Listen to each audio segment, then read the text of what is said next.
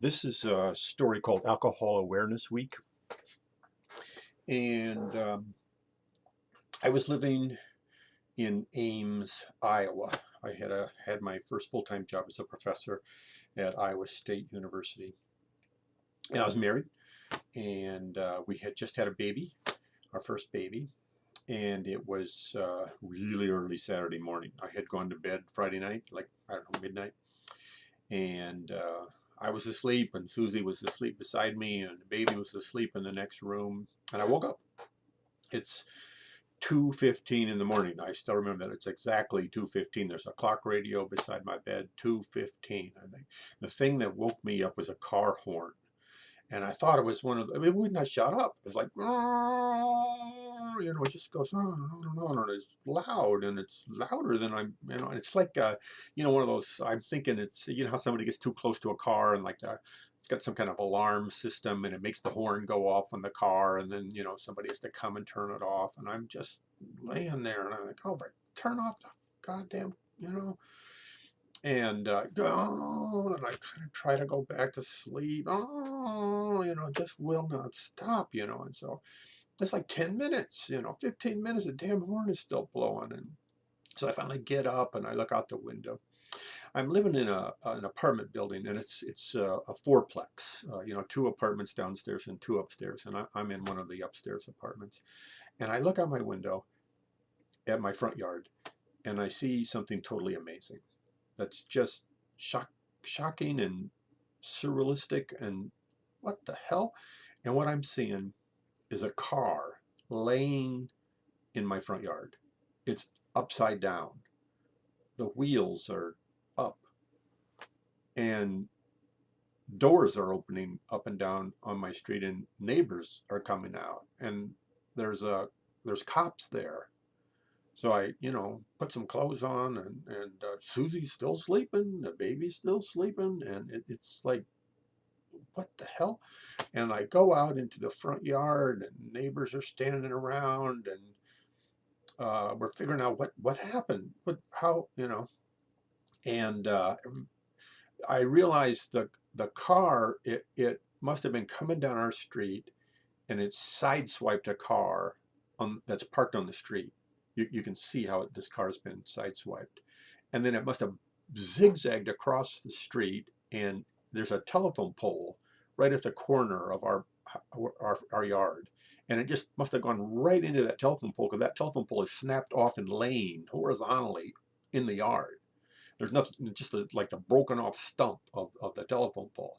And then I think that car must have flipped through the air, crashed into an oak tree, and this is a big oak tree, like a, I don't know, 50-year-old oak tree, and then fallen upside down into our front yard. The noise is just unbelievable. I don't know if you know what they call the jaws of life. It's really like a saw that will saw through metal, and they're cutting into the car. And they took two bodies out of that car before I went back to bed. And Susie's still sleeping, baby's still sleeping. All that happened, and they didn't even wake up. Well, the next morning I wake up, and Susie's making breakfast and everything, and I tell her what happened. It's amazing. She thinks, so come on, you just make stuff up. You think I'm stupid? And so I take her outdoors, and you look at that. You see that telephone pole? It's not there. No, do you notice there's nothing but a little stump left of that? Remember that telephone pole? There, look at these gouges in the yard. These big gouge. Look, what do you think that is? And I take her over to the tree. There's little bits of like windshield glass, little bits of glass embedded in the bark of that oak tree. And then I look down, and what I find when I look down, that's, I think, the thing that really made Susie believe that it was absolutely true. There, at the base of the tree, where the roots go into the ground, is a rubber glove, one of those surgical gloves that the EMT guys wear, and it was bloody. It was still bloody. I pick it up. Um, what had happened was two young men I don't know, 22, 23, 24 years old, had been in a bar and they got polluted, and the bar closed at 2 o'clock in the morning, and they came down our street in their car, drunk as skunks, and they lost control and sideswiped that car and bounced over there and hit that telephone pole, crashed into that tree, ended up in the front yard upside down. Both of them killed more or less instantly. And the weird thing about it was that was my last year at Iowa State, and I took a new job in Dubuque.